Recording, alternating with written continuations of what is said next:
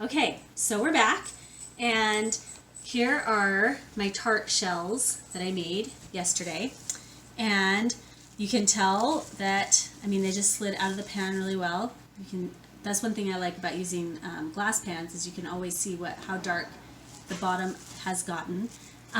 So these two I put back in the freezer or fridge for 15 minutes, and this one I didn't. I just put right into the oven, and they both all look the same. So I don't know. You could put it in the fridge after you've already rolled it out or not. One other thing that I did is I kind of messed up, because you're supposed to let it cook, and then within the last minute or two of cooking is when you're supposed to brush it with the eggs, with the egg, and in order to create that layer. But it still kind of worked. Like, you can see how it created that kind of glaze on the top there. So now what we're going to do is we're going to make the filling for it, and we're making lemon cream. And one of the things I really like about baking is trying new techniques and finding different ways to do it. And that's even more fun to me than actually tasting the product sometimes.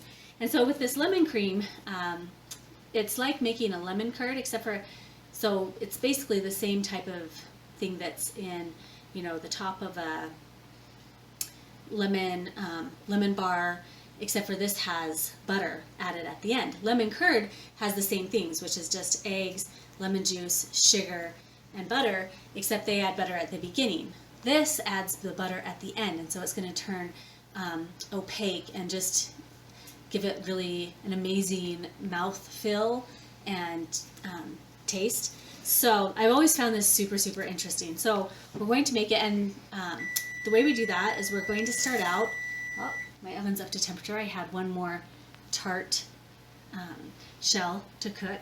So what we're going to do first is I have this, and this is super amazing.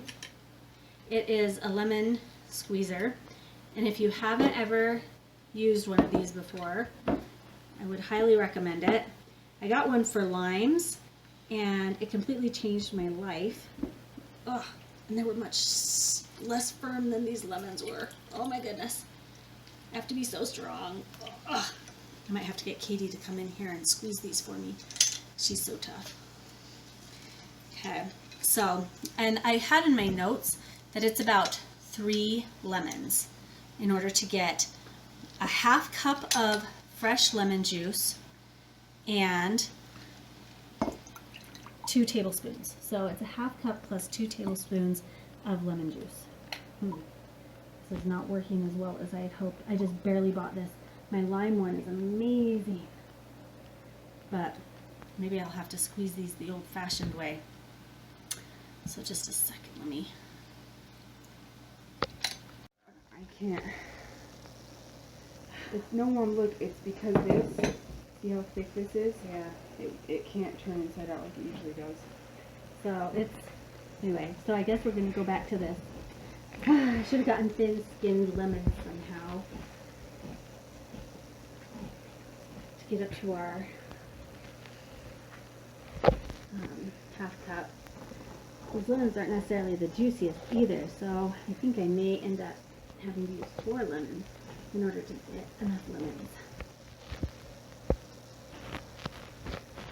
Squeeze these lemons in there. Let's see if I get. The problem with this is the seeds still get in there, so I need to make sure and get those out. Now, what we're going to be mixing this in is a stainless steel bowl.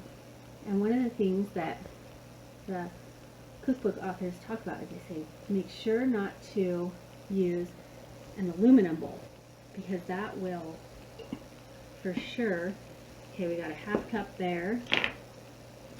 Now I just need to get 2 more tablespoons, because that will give it a bad flavor because of the acidity in the lemons. So make sure that whatever bowl, and they didn't say to use a glass bowl, which I was surprised about. I wonder if it's how that conducts heat. But anyway, so I have my stainless steel bowl here. And another thing to know is that once you mix the sugar and the eggs together, that you have to continually keep whisking. Otherwise, the abrasiveness of the sugar does something weird to the yolks of the eggs and makes them really weird and cooked and gives them like a bad texture. And so the same, we'll be making pastry cream too to fill some of these other ones. There's about 2 more tablespoons in the top of my pan. Okay, so I'm going to put 3/4 of a cup of sugar. I'm going to put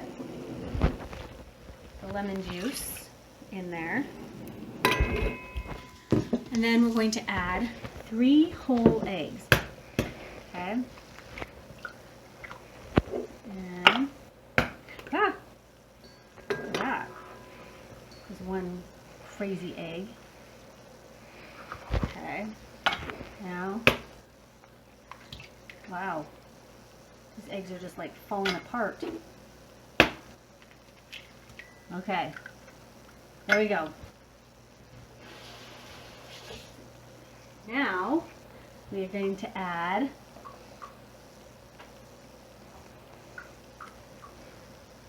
some salt. And actually, one of those we were not supposed to add. We were only supposed to add 3 whole eggs and then 1 egg yolk, but I don't think that egg white will cause a problem. Okay, so now I'm whisking this, and I'm going to take it over to my pan of boiling water. Now what I'm going to do, I'm going to whisk this continuously until it becomes very thick and registers 180 degrees on the thermometer. So, alright, so we're just whisking this continuously.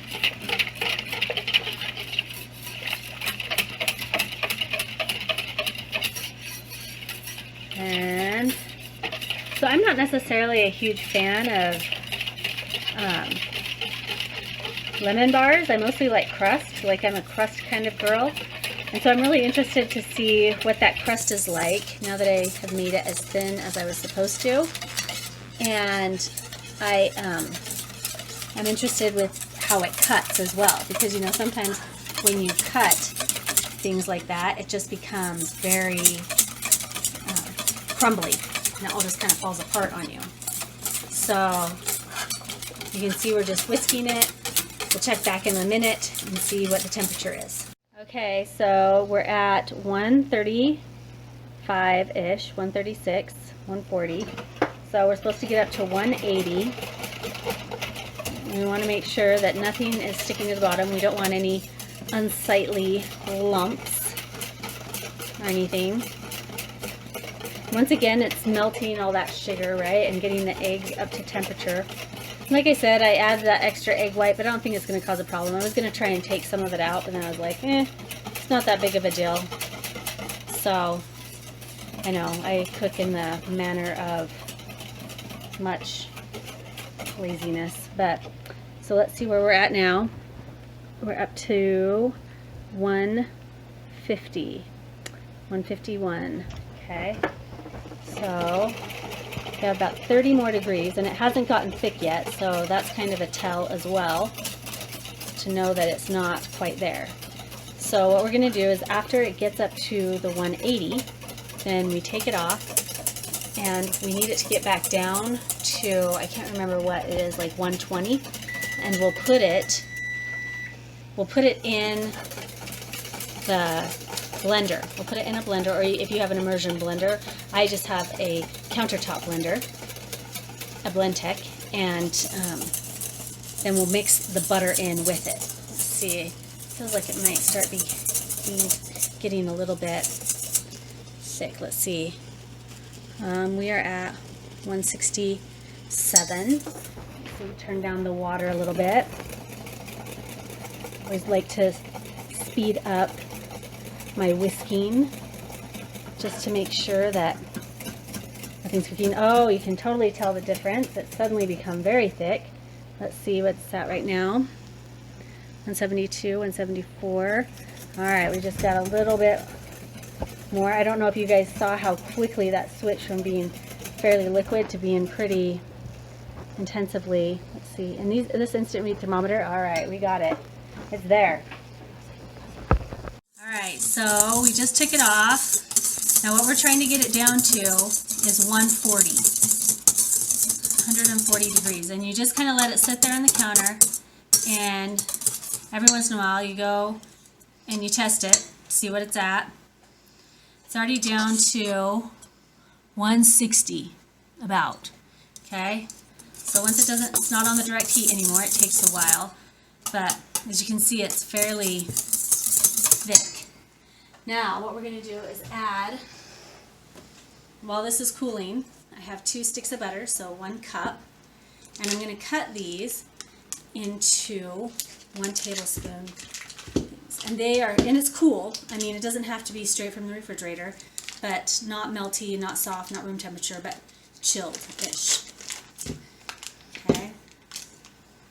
Get my knife I use to cut my lemons, because we're going to add these a piece at a time to the lemon mixture while it is being blended. Okay, so let's see, stirring every once in a while just to let the hot air out of it. Let's see what it's down to. See how it's going. Oh, still at 150. 150. Okay, so we still have 10 more degrees to go. And you know, as you cool it, then like whisking the air into it kind of cools it down a little bit more. So what we'll do is we'll just put it in the tart shell. And this recipe, it makes 2.5 cups. So if you have, like I used to have a bigger tart pan, and one recipe was not enough. It just made a very thin layer on the bottom. And so I would have to double the recipe in order to fill up the whole thing. So that's why I kind of like this smaller tart container. So, let's see. So we'll come back in just a minute. Okay, so let's check and see. It hasn't been that long. See what we're at right now. We're at 140, 141. Okay, I think that's close enough. So I'm not a huge fan of like egg things, or lemon curd kind of grosses me out, because I made it one time and I was like, that's a lot of egg yolks. And but this I think is super refreshing and tasty. So now what we're going to do is we will turn the blender on, and we'll add 1 tablespoon at a time. Okay, so we're turning it just to up to 60.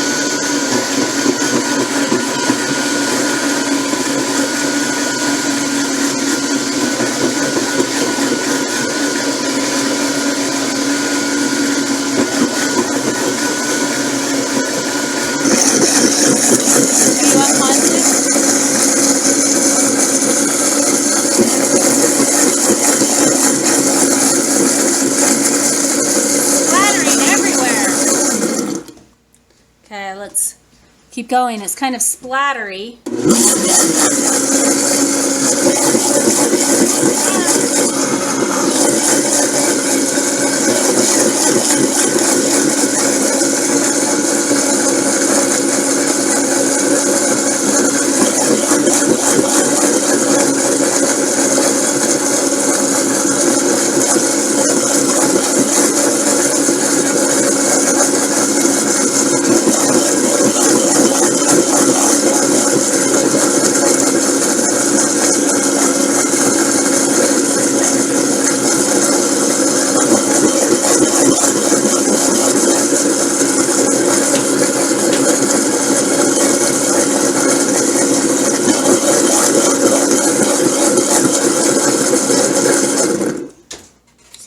you can see that it's super splattery, but it's also pretty. That's our last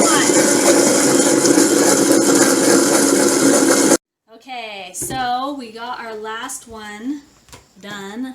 I don't know if you can see how beautiful it is, but it looks beautiful and creamy. And I think maybe I'll do one more blend because there was a little bit of, it looked like melted butter on the side there.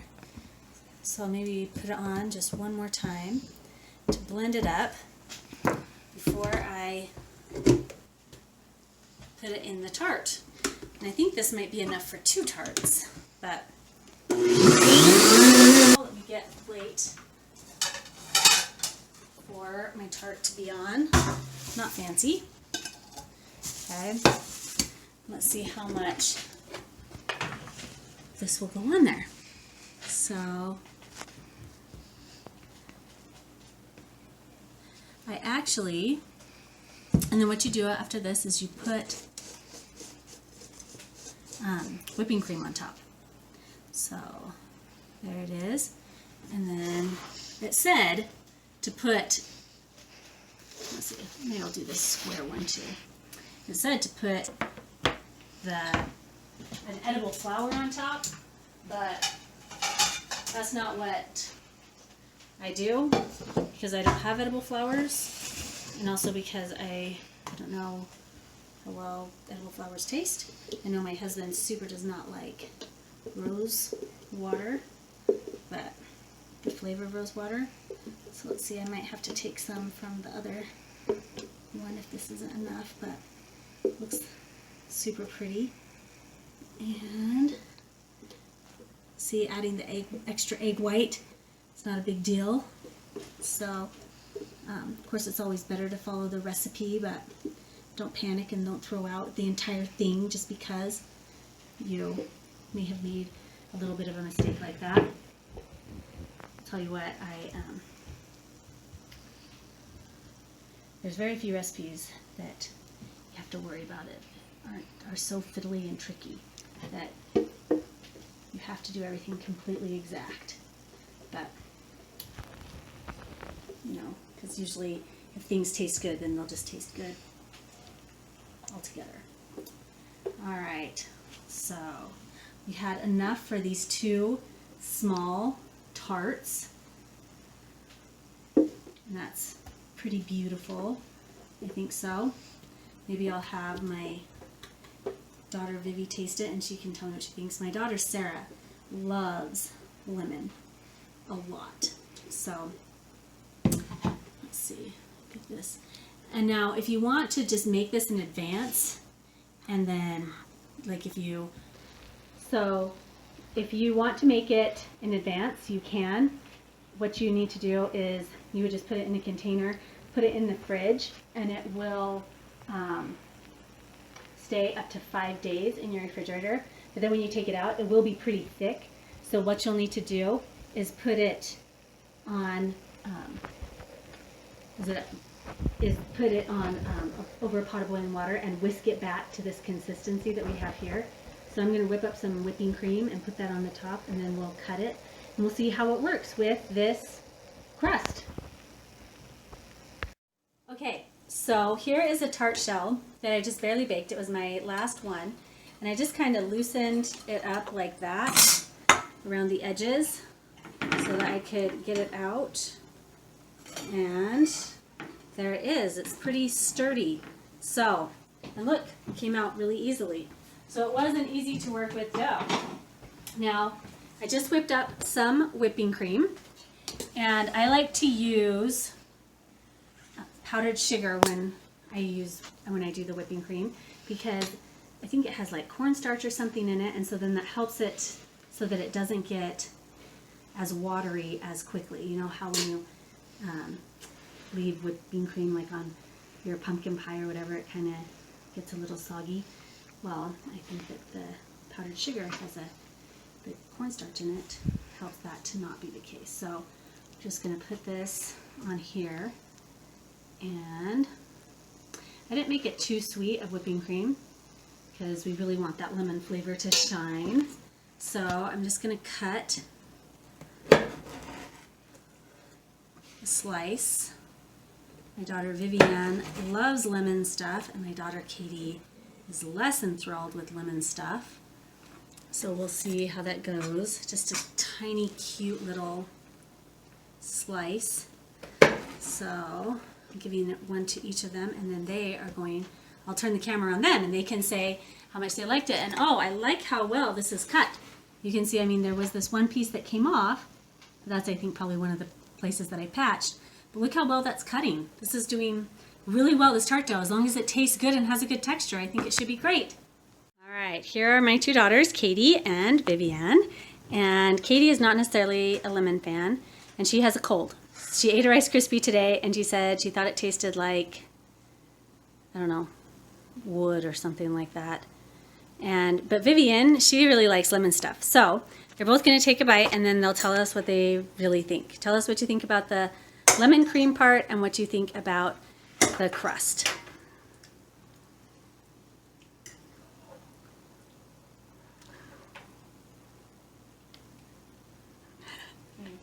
It's pretty good. Is it a little too tart for you? I don't like lemon stuff that much. The whipping cream makes it better though. The crust doesn't taste like anything, but it's crunchy. Do you like that? Yeah. I think that the lemon part gives it a lot of flavor. Really? Do you like it? Do you like the crust? I like the crust because it adds something sweet, and I like the whipped cream on top of it. Okay. So we'll have to have my other daughter Sarah taste it when she gets home. She loves lemons too. Yeah.